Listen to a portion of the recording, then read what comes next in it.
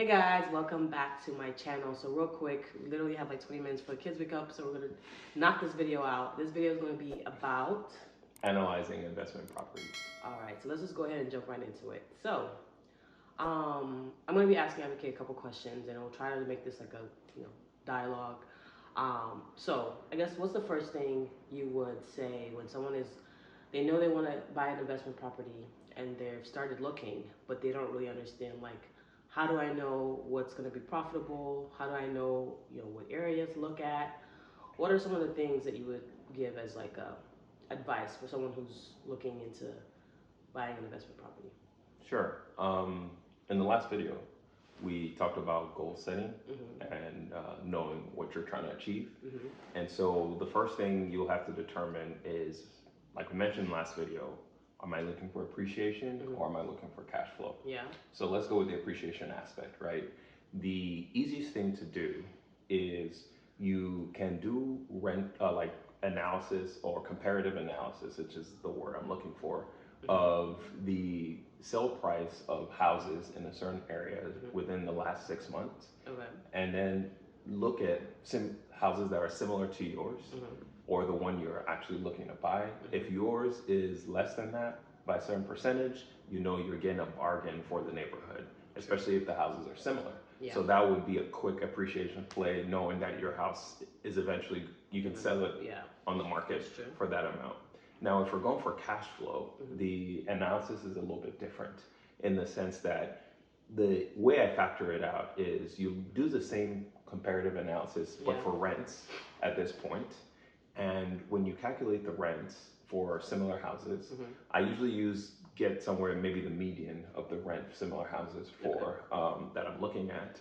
And then you can, for that house, you can go on any insurance provider and get a quote for the insurance of the house, what the monthly rate would be. You can go on your local county appraisal website or tax website and find where the property taxes or what the property taxes were for the last year. You can divide that by 12 to get a monthly payment where your monthly cost will be on property taxes. If there are going to be any utility bills that you will be in charge of or taking care of for the house, you factor what the monthly cost of that will be, and then you add on the mortgage payment for the down payment and the interest rate you anticipate you're going to get. There are mortgage payment calculators online you can find.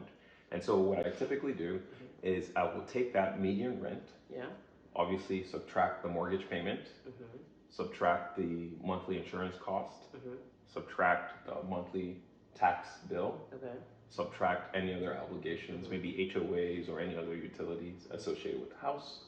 And if there is a positive number at the end of that subtraction, then you're cash flow positive. Okay, so you have a specific tool that you use, right? Or yes. A spreadsheet that can you talk a little bit about that? For sure. So this is a simple tool that I use to run some easy numbers on properties. So it gives you have different case studies. You can enter the address in the study, enter the number of units, what the average rental price for the unit is going to be. You can enter a percentage vacancy rate and it'll do all the calculations for you.